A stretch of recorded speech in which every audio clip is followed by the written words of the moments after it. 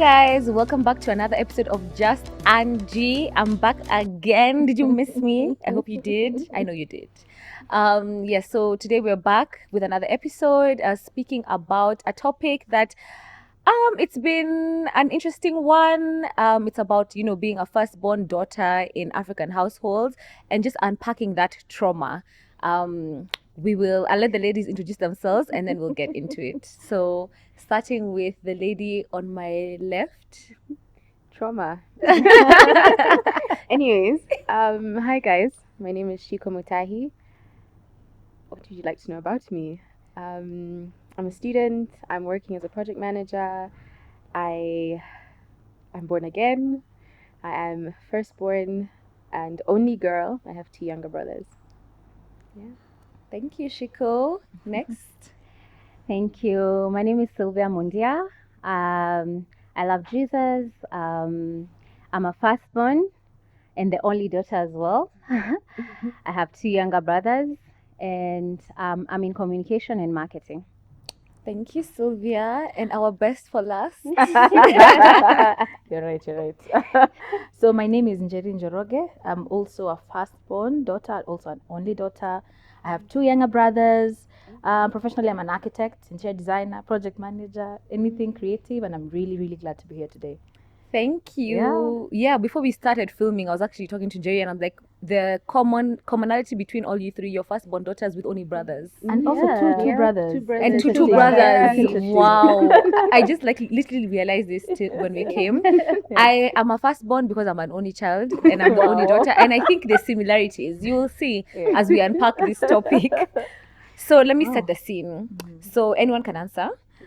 When did you realize that being the firstborn daughter came with a different set of expectations? Shall I start? Yeah. I think very early on. I'm a firstborn and then I'm also named after my grandma, who was the woman. So the expectations began, it's like I'm like a replication of her. So there was her name to uphold and then there was I'm a firstborn, and then my brother was only a year younger than me. The other one is like 7 years younger than me.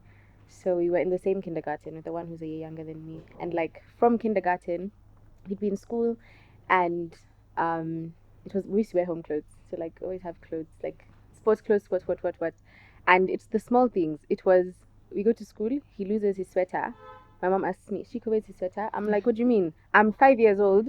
Even me, I have my sweaters to carry. I have my things I have my, basic things like that. Or like we have homework, where his books, or like we have sports, where's his, things like that. And I was just like, he's a year younger than me. Yeah. He's not unable to keep track of these things. Yeah. And for me, I think that's when it started.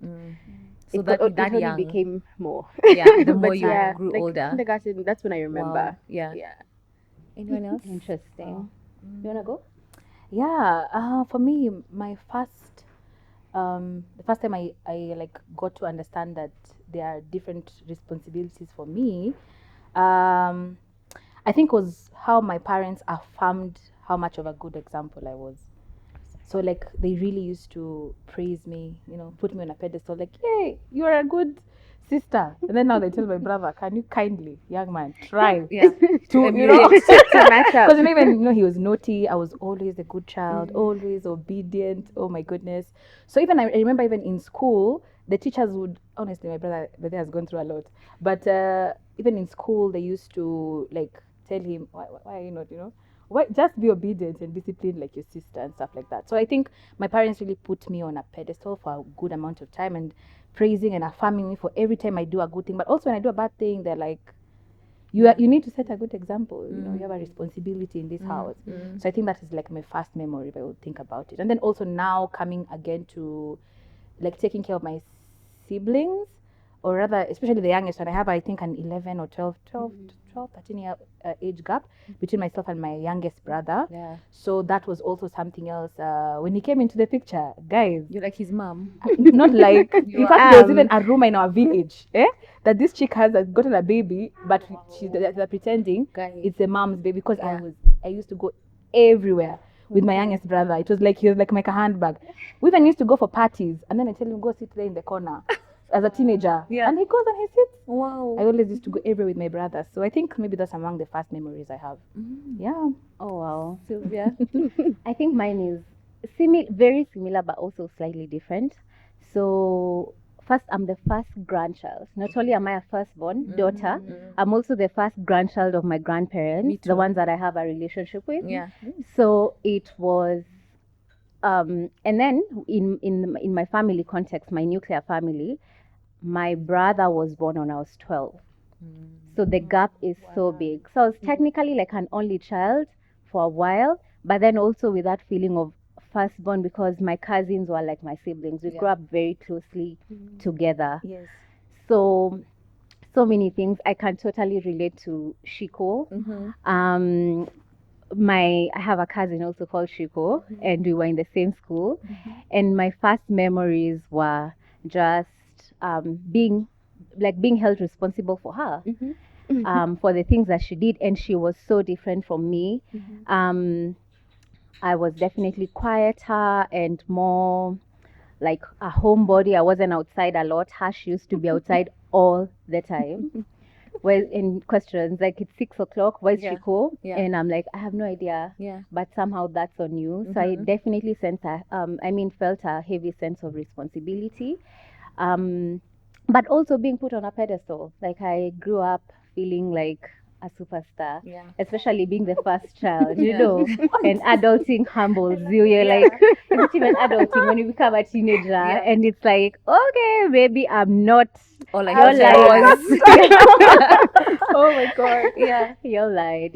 So I think that was it for me. Wow. Okay. So yeah, similar for me as well, but it's not about me. It's about you guys today. But yeah, I was also the first grandchild, and of my of my mom's side. And yeah, just being put on a pedestal, but also a lot expected from you and being used as the example. It's a lot to bear, but we'll unpack that. But I wanted to ask, so you mentioned you could see stark differences. So if you could expound on that, like what could you see that your brothers could do that you guys could not do? How, like, take us back to that time, or even now, like what were the differences? How much do you want? All of it. Maybe we start Bring there. all the tea. So I mentioned the kindergarten thing, and then we went to different schools after that, and it was a bit better because I think I was now a bit more responsible for myself. But I think in that context, now going back to the being put on a pedestal or all the expectation being on you, every time I'd have like exams or grades are coming out, the sheet could say 9 A's and a B. I'm asked, why did you get a B? I'm like, but. And your brothers wouldn't be asked this. Oh, no. held to that. What? Yeah. First of all, if there's an A, it's like, oh my gosh, congratulations, you know, you've done so well. But, okay, now I've healed. Yeah. But at the time, I think I never felt like I had ever done enough, if that makes sense. And I know that was not the intention. Yeah. But then I didn't know. Yeah. I was young. I felt like I was trying my best, but like it always felt like I needed to do more. Yeah. We go to like family functions. It was always me. Like, and my mom loves hosting, but my mom hosting is me hosting. Yeah. It's the truth. Yeah, it's an unspoken thing. Yes, it is. And not my brothers. Yeah. So they would be sitting watching TV, like playing PS with their cousins, and a lot of my cousins are guys. Yeah.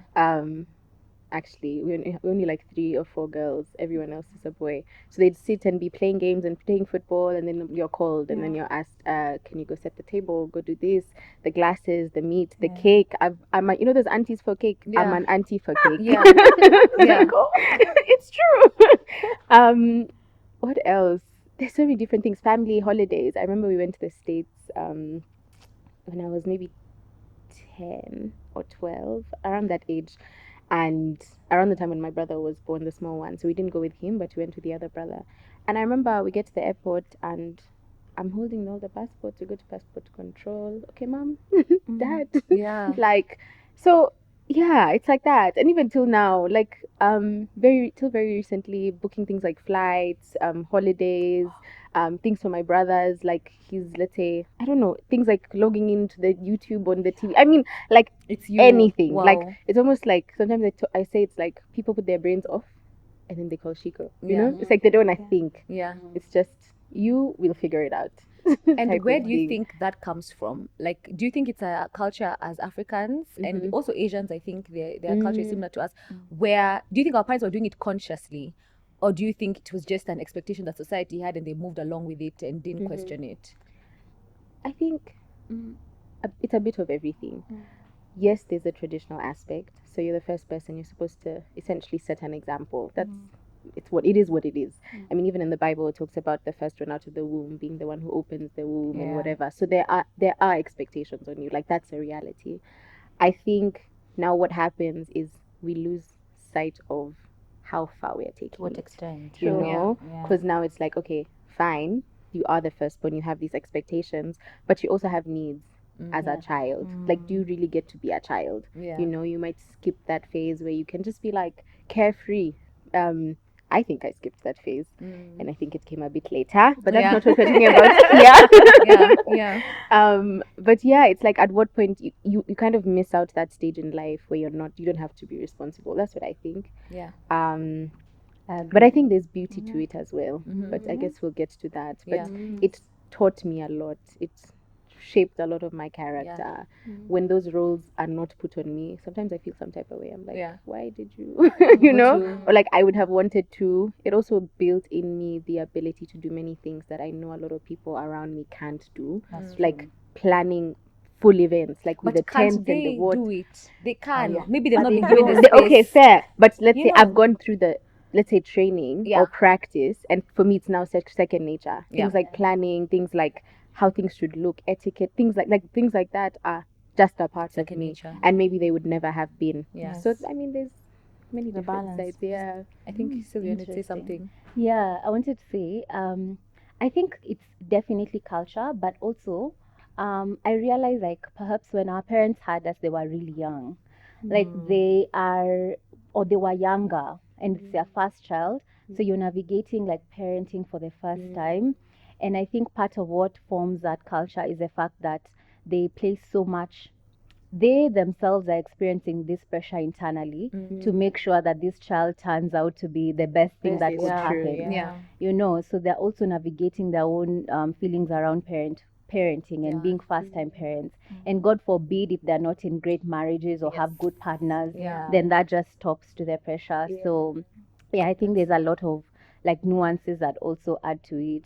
But what Shiko was saying is so interesting because I was just thinking, and like honestly, that second nature feeling where like you could be in the house and something is mentioned and you just feel inside, or even at a function, like, oh, put on the TV, and you. you Yeah. feel like, oh, let me stand up and do it. And it's like your second one, my brothers, you could even back all day. Yeah. You're not specifically saying Please you, go. Yeah. you go and do it. They're not gonna do it. Yeah. But you know, like there's a you're thing even inside telling you, uncomfortable. When it's your not being done, responsibility. you're like, why is no one fixing the problem? Exactly. But I like the point you made, your prior point about the pressures that our parents were feeling. Because I remember one thing, I think me and my mom have been doing therapy and healing as well, our relationship. And I asked her, because my mom was so tough on me. My God, hey, Jesus. Anyway, but I asked her and she was like, I already failed in my marriage. And now she was a single mom with me. She's like, I was not gonna fail in parenting. You know, the aunties are there like, yeah, that daughter of hers, and then that's she's like, I failed in one thing. This one I'm not failing in. So we're gonna get you on the straight and narrow, and you're gonna do amazing things. So that's why I think I always had that thing in me to always look my best, do my best, and achieve. Like I always have to be on 100. And we'll also unpack that. It's also still trauma, a trauma response. Like there's a time I could never show my weaknesses. Like I just could not even just be a human because I just had to be this superhuman robot. But yeah, there's those pressures that they were feeling as well. So how did feeling like the third parent or like the second mother affect your sense of self as a woman coming into yourself? I think when I think about it now, I think I feel like I had this pressure of always being needed. You wanted to be needed. Yeah, like you enter a space, and you people end up kind of sometimes taking advantage of you because you're in that posture, and you think it's everybody else's fault, but you're always entering spaces with a posture of who needs me? What do I need to do? That thing I got to know it like almost 2 years ago, and that's when I was doing therapy. And it was like, can't you just sit like in this space And relax. and do nothing and still feel like you're a human being? And I think that really affected me in that way, because then also it affected me in relationships. Yeah. Because also you're attracting people who you're going to Broken, mother, and you I don't need to know, you want mother to and mother, project take care manage. of, fix, manage. Oh my God, it was so bad. Yeah. But I think that's how it affected me. That by the mere virtue of always taking care of people, hey, my God, because the only time that people will praise maybe your parents or is when you do good things. Yeah. So automatically, when you enter a space, you're like, how can I make myself useful in order for me to be important? And I think that's something we should not have gone that way. Yeah. Wow, that's actually so deep. Completely agree. Yeah. Like, I wouldn't even answer anything else. It's that thing of, if I'm not doing something, I'm worthless. Like, to put it simply, Yeah. that's it.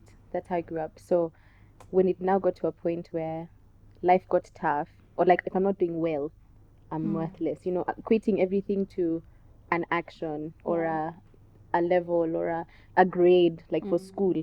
When school started to get tough and like I started to struggle in subjects, it really affected my sense of self, because I'm like, I've never struggled before.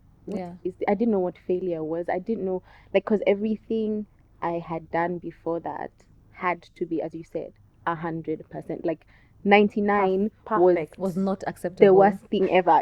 Like it was. So when I think it got to a point in therapy actually, and it was like, just sit, let's see what happens.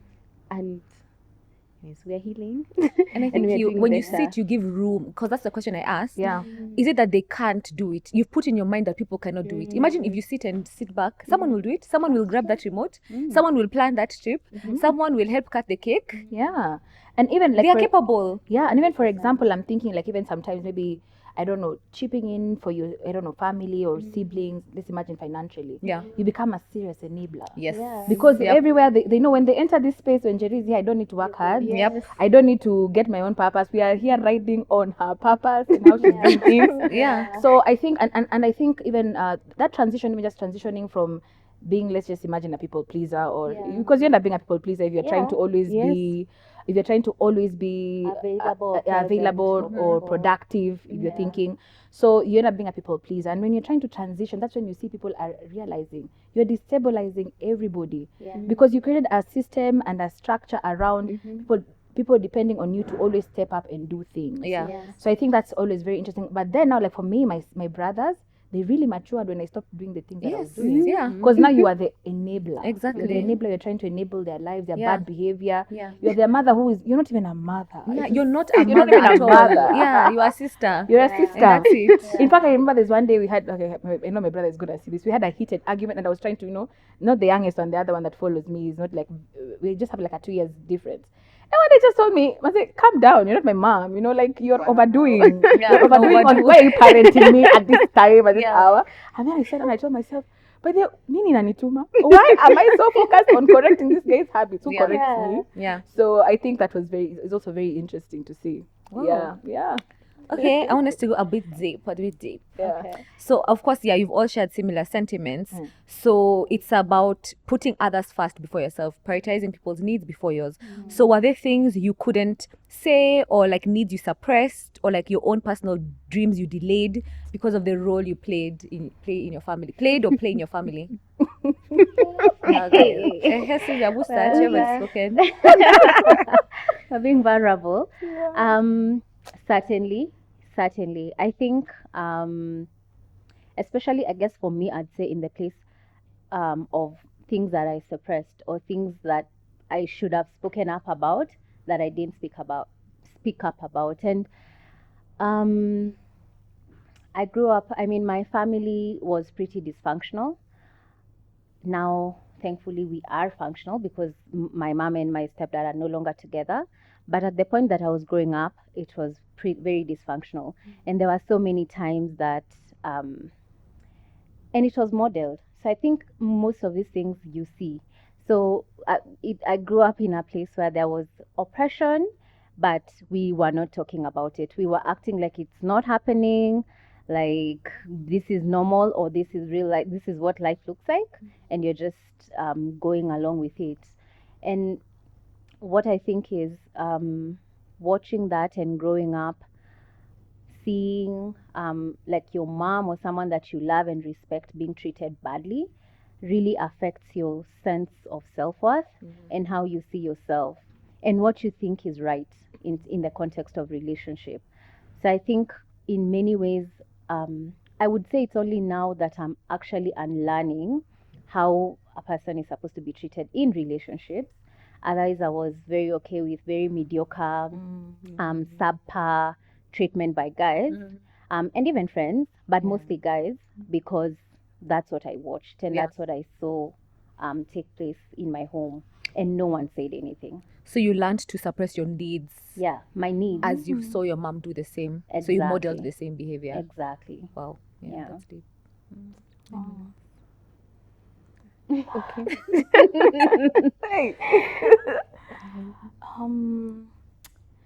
I think for me, what happened is I always feel like I missed a stage in my life. Like there's a point where I was not a child.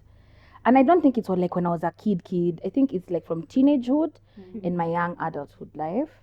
Because that's when I think also my mom and my dad separated. And I think I took it upon myself to fix the things that got broken because of that separation. You know, I'm just thinking, I think that's why I even got like a moment. I remembered a relative of mine who we met in Junction Mall. So I was just walking, this almost like seven years ago. I was just walking young in campus and we met. She's like, "Oh, hi, how are you doing?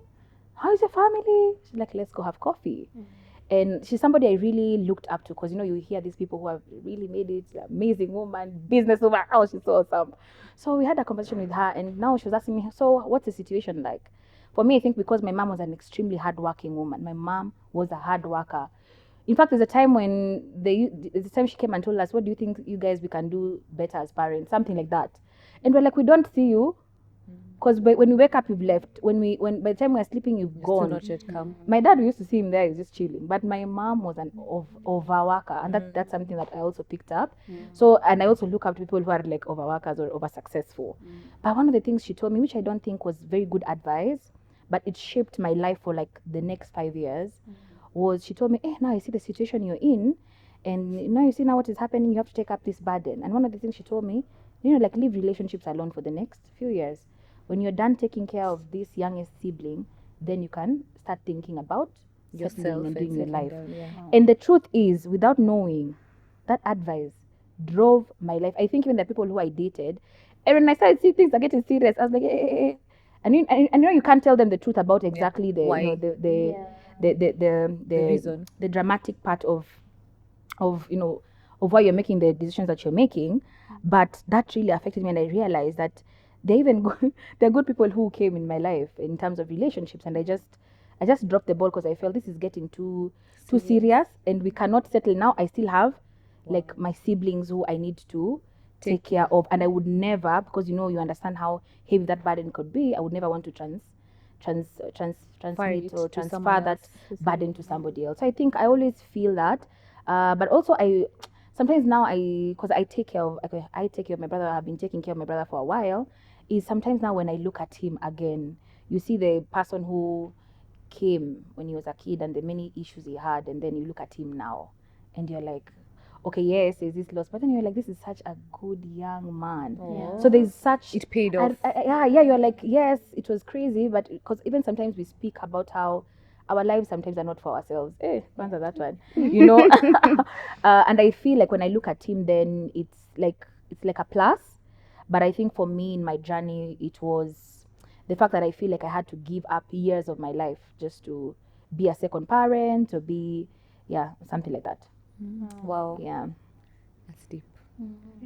Yeah, but now we'll discuss later about now where we are now. Yes. Ciku, is there anything you want to share? Things that I feel like I gave up. Yeah, Said gave up or things suppressed or delayed. Okay. I think for me it's just myself. Like I don't think I had an identity until I was maybe 20. Wow. Or almost 20. Yeah. My identity was based on what I did for different people. Yeah. So I was this to this person, this to this person, even friendships, relations, everything. My life was based on my service to other people. That was my identity.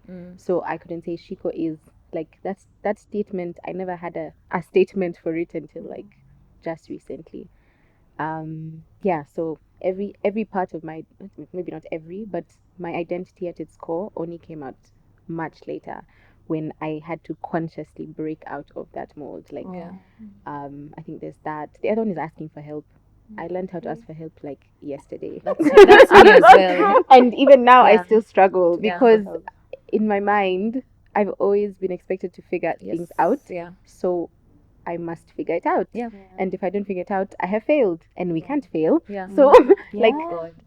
asking for help, I don't know if you or guys even have admitting that I'm, or I can't help myself. Yeah. You know, it's like I need somebody, or I need something, or something outside of me. Oh Jesus, I'd first break, and then now we go. And I was going to ask, because like for me, since I'm an only child as well, I don't have siblings or close cousins now. It's my friends.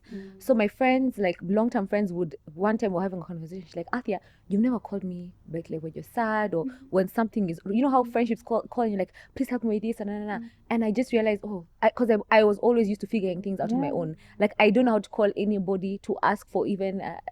I'll just figure it out some way somehow, which I don't know if it's healthy.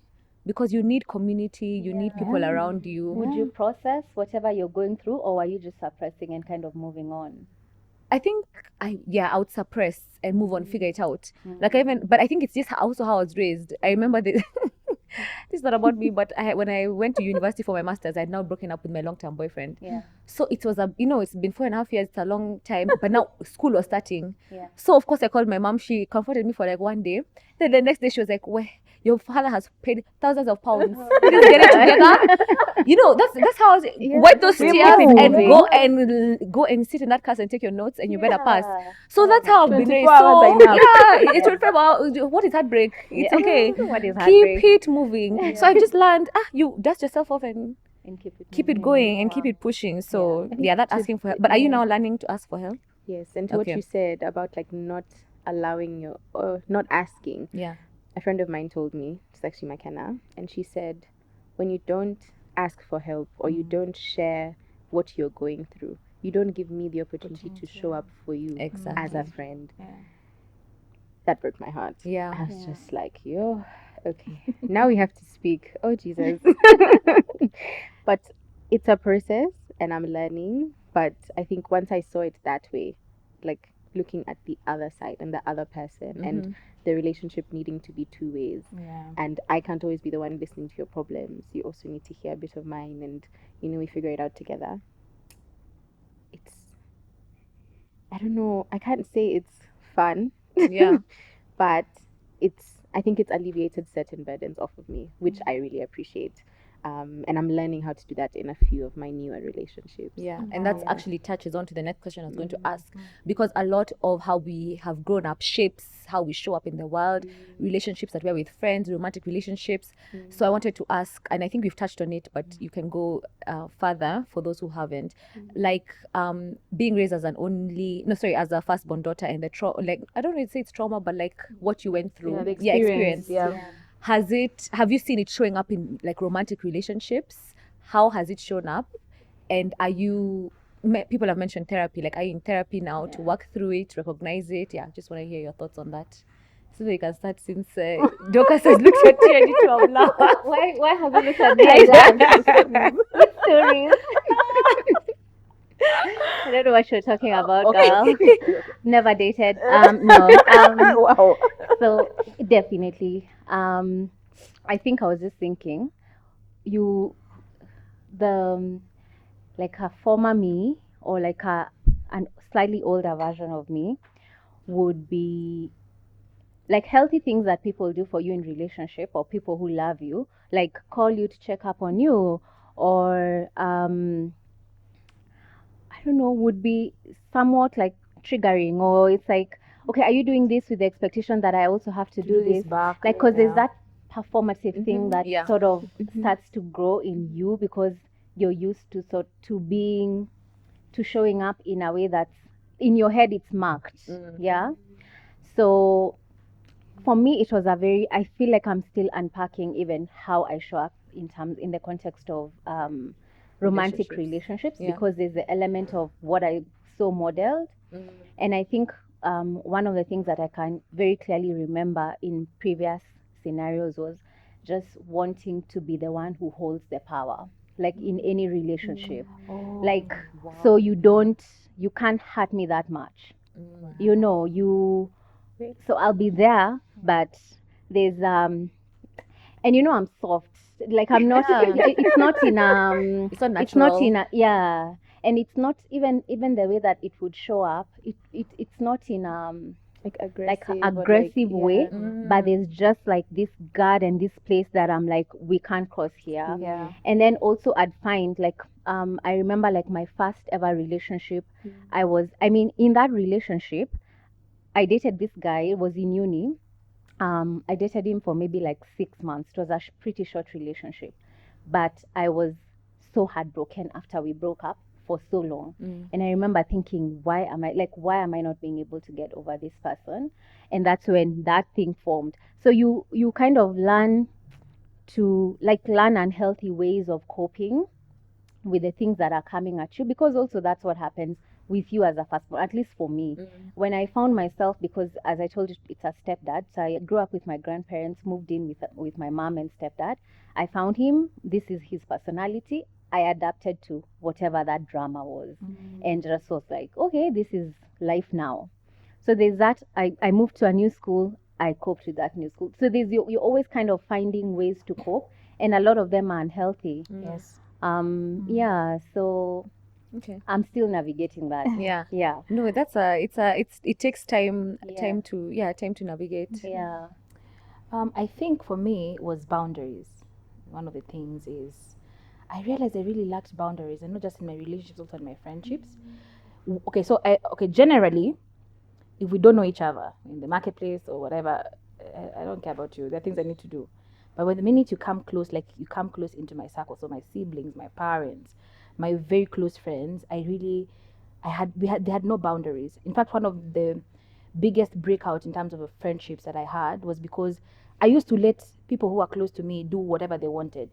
I would always fix them. It's like, come here with all your problems and all your whatever shortcomings. Here is a place where you will be received, you will be loved, and you will be fixed, especially. And for a while, and I think maybe I used to feel like a savior of some sort. So even when I'm picking people, just picking broken people, picking people who are not healed, and so that lack of boundaries was so bad, because then people would do crazy things, and they know if they just apologize to Njeri and explain themselves, it's cool. And then that's when now people start getting attached, and you think you have these loyal friends. You don't have loyal friends. You're just creating environments for them, and they're not even being the best versions of themselves. Yeah. And now I realize this in therapy, and maybe it's something I also want to share, and how now we navigated boundaries. So I'm in the construction industry, I build and all. And when this lady was asking me about, so what do boundaries look like to you? And I was discussing the different boundary walls, different perimeter walls, and how they're made of different materials. If it's made of brick, or brick wall, that's like you can't pass. But then they were trying to explain to me, you can have a picket fence where you open people, they come in, when they misbehave, they go out. So and those are the things that she really taught me, and I realized boundaries are not a bad thing. Because I think for a good amount of time, some of the things that I experienced were things like silent treatment and stuff. So I kind of feel I don't want anybody to ever feel like they're blocked out. You get? So now you let everybody in. So those are some of the things I've learned through therapy. I'm really grateful to God, but also still in relationships, I don't know if I have fully recovered as well, because things trigger you. So you've gone through therapy, you feel like you're well and you're good, you start dating, someone just does something, and you're like, signs and symptoms of me mothering you. I'm out. I am not mothering even one more person in this world. Please. So, and sometimes maybe it's not even, they're not doing it negatively, it's just that journey is something that you have to keep on going through it on and on. So that is it for me. Wow. Wow. Everything combined. Yeah. But maybe something a bit different. I think for me, it's the allowing people to, or in the relationships that I'm in or have been in, allowing people to show up for me. I think I mentioned it before. And it's in any way, if it's financially, if it's emotionally, if it's whatever, it's like it makes me so uncomfortable. It's like, why are you, I should be doing that for you, you know, like, why do you want to do, why are you buying me? I remember I had an argument, I'll call it an argument, with my current boyfriend. And it was something small. We had gone out, and then I love going to Chicken Inn after, because it just all my cravings, it does what it needs to do. So I'm passing by Chicken Inn, and then it was one of the drive-throughs, and then the guy says how much it is, and it's only me who bought a meal, so I'm going to pay for myself. I mean, it's just chicken, like, I'll pay for myself. Hey, That's me. I was almost thrown out of the car. I was being asked, "Oh, and why do you think you have to pay for yourself?" I don't know what. I'm like, it's not a big deal. Like, it's not a big deal. Like, I have done everything for myself, and I shall continue, because I don't want you to have that power over me, where I feel like now I have to keep doing things for you to show up that way. So I don't want it to have to be like almost transactional. So I'd rather I'm responsible for me, you're responsible for you, and we just kind of meet at some point, and there's a line we're not going to cross. So having to unlearn that was very, very difficult. Hey, it's like managing disappointment. You're already preempting the disappointment. Like, I think one thing that I did when you were speaking, it had never clicked to me, but the power then, I never realized I have that until you spoke. Like, it's a sort of protecting yourself. So I'll never let you have all the power.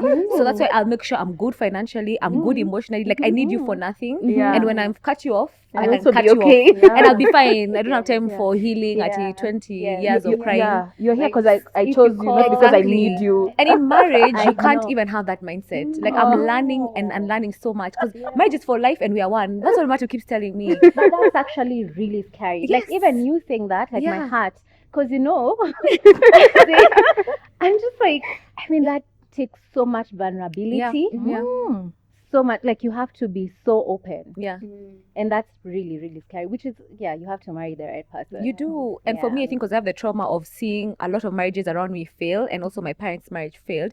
So I'm always like, anything can happen. Like when you're living like in an earthquake prone zone. So you're ready, you have your bunkers, you're ready to go underground. And I'm like learning, Althea, relax, breathe in. This is and for life. And thank God I have an amazing, supportive, patient partner.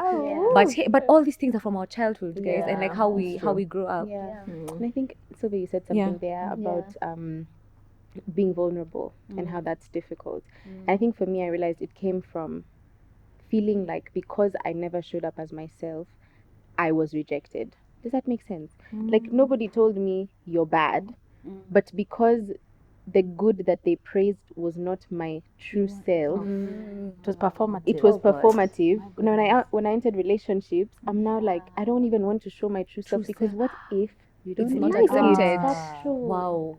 That realization to me was like, first of all, where do I even start? Like, where do we begin to unravel this? So even your partner doesn't know the true you. So it gets to a point where, like, you're having conversations and you have now the two voices. Me, I know I have two voices in my head. There's the Chico that the person wants to know, and there's the real me. And you have to consciously choose to answer as yourself, like the real person, not what they want to hear, not what they will be okay with. And that is very difficult. Even masking emotions, like maybe something something is upsetting to you, but because you are easygoing, you don't want to talk about it, but then, like, deep down you're dying, and now it's in the context. That is so deep, Chico. I think that's so true. We need a therapist in the next episode. I didn't even think it was gonna take this time. Me too. Conversation. But I think it's telling about we are all, there's a saying that says we're all, as adults, we're all young children just going through life with our hearts and not healing. Like childhood really shapes who you become as an adult and how you interact with people. So a few of you have talked about setting boundaries. So how does setting boundaries with your family now look like for you? Have you set them? Are you in the process of? Give us a glimpse. maybe I go first Mhm. because mine happened 2 years ago. Not happened. That's why I began setting boundaries. In fact, I remember. I'm so radical. Oh my god, I make such weird moves. Is it 2 years ago? No, 3 years ago. I was such a yes person with my family specifically, and I used to say it's because I love them. It's because how can they suffer? You know, when I'm here, they love. So when I started going through therapy, just slowly. It wasn't even a lot because I remember the first time I went through therapy, and instead of unpacking, I had to run away. Actually, it just started to disappear. Yep. I was like, what? It's too much. Kwani, how damaged am I? What do you mean? And then you come back. But I did a whole year of saying no. It was just saying no for no reason. And of course, it was not. That wasn't a good strategy, but I think it helped me see people's true colors. And sometimes boundaries are crazy because some people are thriving, whether it's in relationships, family, or whatever, are thriving from your lack of boundaries. They are seriously thriving because when they need anything done anywhere, anyhow, They call you. you're the person they call. And in fact, the first day, I think I told like my mom, I'm not doing that. It was like, are you okay? Like, is everything okay? It was crazy. So boundaries, I think for me, again, going back to that, different types of boundaries for different types of people and even the family members, and even my parents, I had to do boundaries with them. And it's funny, they never showed us how to do boundaries. Like for me, I was never taught by my parents how to have boundaries because even then they never even had boundaries in their own relationships, and that's why maybe it failed. But when I started setting them, in the beginning, it was really tough.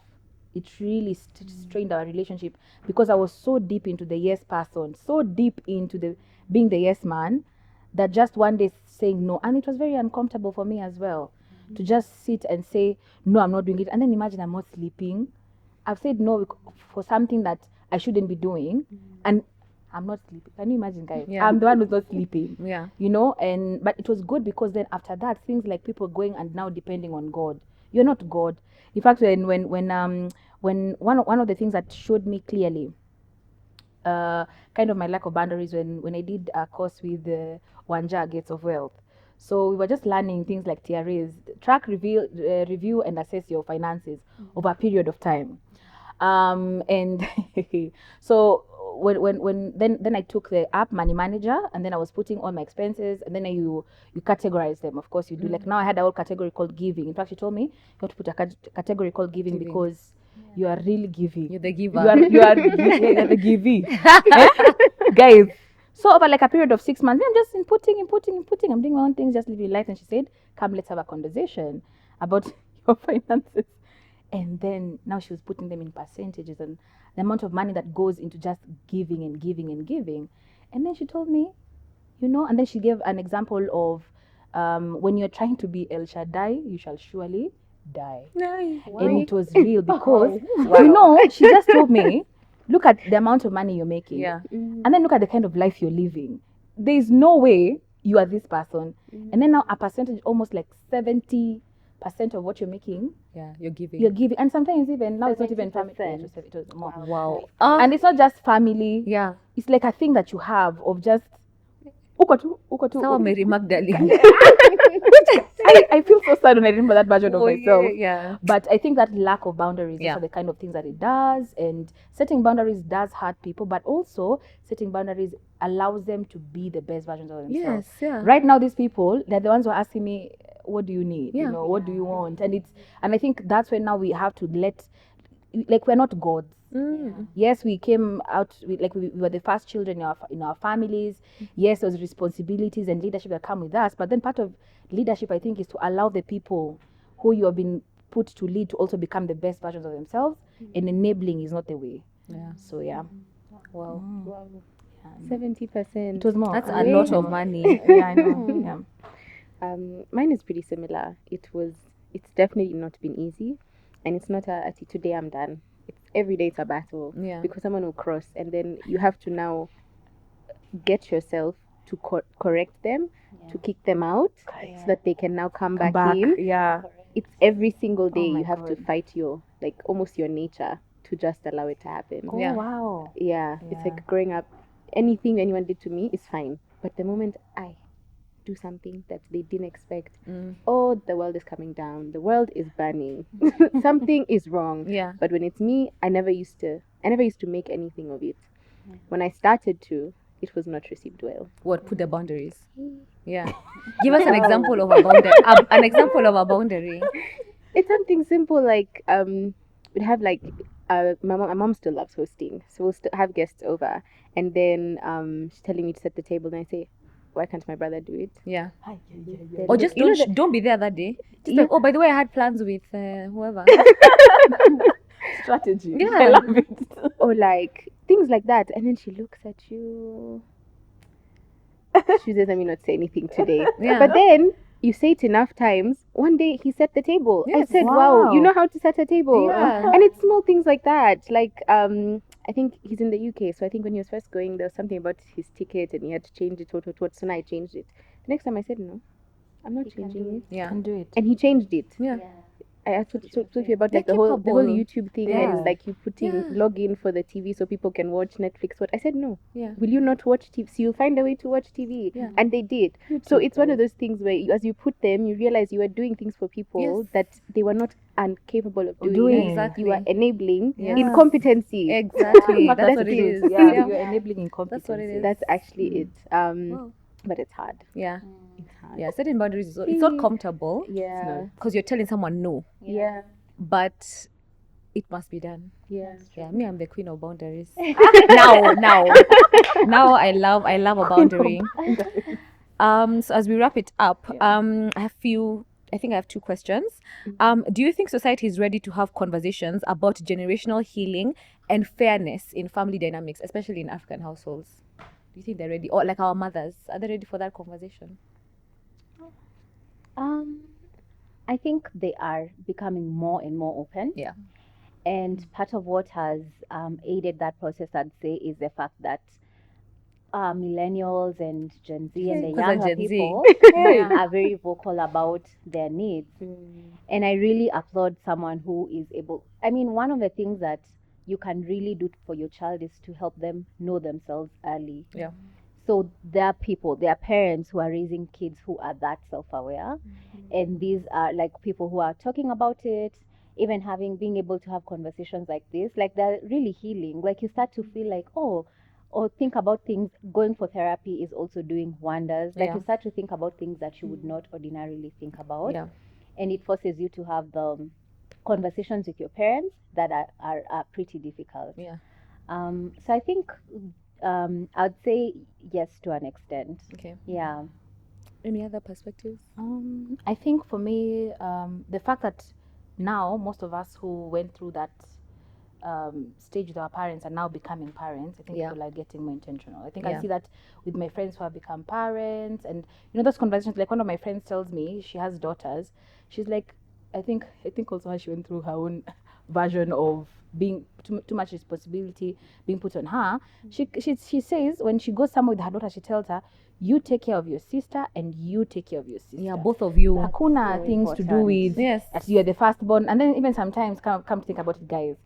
Firstborn and you have 2 years difference. Is that a What is firstborn that? really? You know, We are the Kwanza, same like age. yours is 1 year. I 1 know. year. Then it's We are initially in the boat together. yeah. Yeah. I don't know what the issue is, but for her, she intentionally does that. Yeah. She intentionally teaches her daughters to show up as their full selves without having to show up for other people before they show up for themselves. So I think the fact that we are a generation that has gone through it, I think there is hope because we are trying to fix or undo whatever was done to us. But don't you think our parents also went through it, but they repeated it? But our parents are such a silent, Passive generation. Yeah, true. Like for them, I think they always choose peace. Yeah. I think us we choose We're problems. choosing Yeah. to See live problems. we're like, hey, we're not going to sit in this discomfort. Yeah. And I think also, the age of social media, people speaking, you realize actually I'm not facing this alone. Exactly. Secondly, somebody else has done 1, 2, 3, and they've come out of this. Why am I suffering? Yeah. I will apply what they've gone through. Yeah. So I think there's hope, you guys. There's hope, and then we are the future, guys. Yeah. We will not allow our kids to go through what we've gone through. And that leads exactly into the question I was going to ask. What do you hope to impart to your future daughters or even sons? Like as you're going to be future parents, what are you hoping to impart so we break this generational cycle? Shiko? I feel like I'm always on starting the tough questions. Future daughter, future son, very different. But I think in essence, for me, my biggest struggle has been identity. And that is one thing I am not going to allow them to compromise on. The sooner you begin to understand and realize and love and nurture your true identity, the better. Wow. And so for me, from the beginning, you want to go left? Let's go left. Let's see what happens, you know? And then we come back. If it was not right and you don't like it, we turn and we turn again and we go backwards and we go forward. But I don't want to shape you into someone that you're not. Wow. Because breaking out of that mold is the most painful thing you can ever do.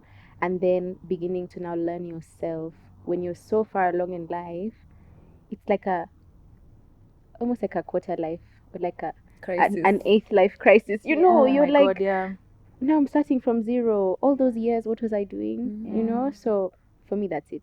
It's I need you to know who you are. Yeah. And my first priority is making sure that that's the person that you just grow into. Wow. Yeah. Hey, deep. That was very deep, but so true as well. Sylvia?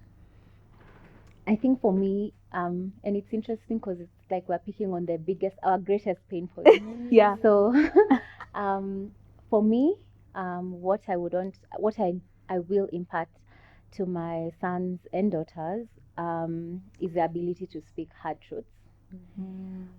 Well, one of the things, to be able to say things that are uncomfortable, to be able to stand by what they know is true and defend it, have conversations around it, and not cower, to be brave, to love themselves, and to learn from an early age that God has already created them to be specific people. So your journey is to find this person, not to listen to every other voice that tries to pull you away from being that person. And I know that's easier said than done, because for me to successfully do that, it means I have to do that work. Because kids don't, we learn what we see. It's not the things that we're saying. So I think that's the challenge that I'm currently taking on as I get ready for a life partner and kids. Wow.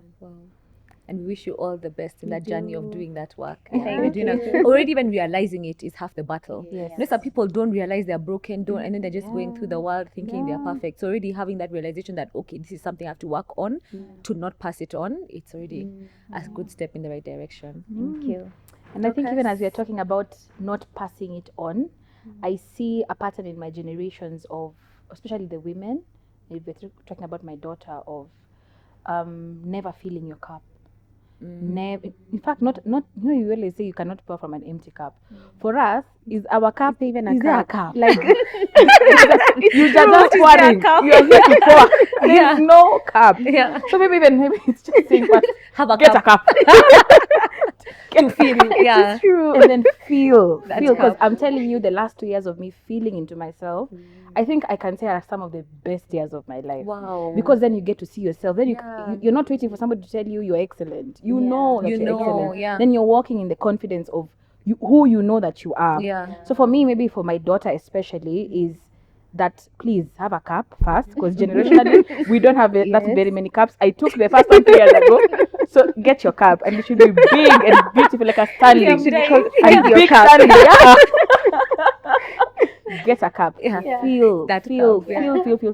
And I even see my younger brother, who I stay with originally, because now when my parents separated, he stayed with my mom a bit. So again, he picked some of these not having a cup habits.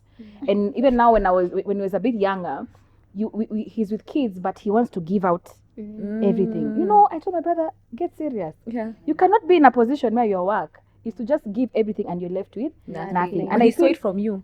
Oh my God. Yeah. Althea finished me, but it's true. But now he has like serious boundaries. Even with me, sometimes I'm like, Hey, why are you selfish? But it's not being selfish. Yeah. He's like, you're asking me to give you something I don't have capacity to do. And he communicates very well. And that's what I want for my children, that they're going to be kids who feel themselves. And I think it's actually a gift to humanity. Yeah. Because you're showing people the potential. Although I'm not fully feel that, come think about it. It's still a process. It's still a process. Yeah, it's still a process. It's still a process. And then therefore, when you fully filled your cup, you're able to pour out all the awesomeness into the people around you. And I think that's what I would tell my future children. Wow, amazing! This has been awesome. I will also just add, Yeah. as much as our experiences, maybe we shared a bit more of the negative Oh. than the positive. Oh yeah. You let's may end come on a to high. realize that the way you said you love to give, or that was your nature, Yeah. once your cup is full, you may still be a giver. Yes. Not because you're doing it because of a response to something traumatic or a bad experience, but because it is your nature. You know, so it's just a reframing of, am I doing it for the right reason? The why, reframing of the why. You can frame it positively. Exactly, Yeah. because for me, as I was saying, now when things are happening and people don't involve me in the planning, I'm like, but I want to be involved. Yeah. But before, I was rebelling against it because I wasn't sure about myself. But now I know it's something that I actually enjoy doing, and I like to serve the people, and I like to help and to plan. And I tend to think that I see certain things that people don't, maybe because I did it for so long. So I feel like it's true. I feel like maybe there's a way I would do it that would be different, and I want to be a part of creating something. But now I can look at it from I'm healed. I'm doing it because I know it's me for real, nature, and I want to do it. Yeah. So you might still find out that that's still you. And I think now that's why you need to know the why. You know, when you're talking about identity, you maybe that was your true nature, but you're in such in ground that is not steady. So you don't know, is this me Or is it is this not? the other Yes. personality? You know, you're like battling. Mm. But when you're actually doing the healing work and getting to know yourself, you realize actually I'm a giver. Yeah. And it's okay to be a It's giver. okay, You know? Yes. So I think that was very good. And yes, being a firstborn, that is actually sometimes a privilege. Yeah. Because it's a privilege. Yeah. So you're I think personally, I don't think I would be as resilient. You know, even at being a sister to brothers. My God, sometimes they can be so rough with their words. Even my God. That's true. Yeah. So I think you get very resilient. You become a leader. Like right now, people can trust you with so many things. Because even as a child, I think because first and foremost you're a firstborn in your family, you're being given very many leadership responsibilities. Then you grow. It's like that experience. Yes. Like now we have like your age just minus 5 years. You've been a leader for all those years. So those are some of the I think the good things about being a leader, about being a firstborn daughter. Yeah, I think Shiko, you gave us such a good point to not look at things negatively, Always, but yeah. also look at them from a positive lens and how you can use what you've gone through and your experiences positively. As you can see, we need a part 2. Part 2 is going to be the therapist, but we've unpacked such deep, true experiences that I think so many of you guys are going to relate with. So leave a comment down below for things that you are like, oh my God, that's me, I've experienced that. Just leave us your thoughts. I think this is a episode so many women and girls and even just families can engage with, even mothers. Please watch and see what your daughters have been going through and the work they're doing. But it's been amazing speaking with you guys. Thanks so much for your vulnerability. Thanks for your wisdom. Hey, Pastor Shiko, deep points. I'm so grateful. And guys, like, share, subscribe, and see you next time. Bye. Bye.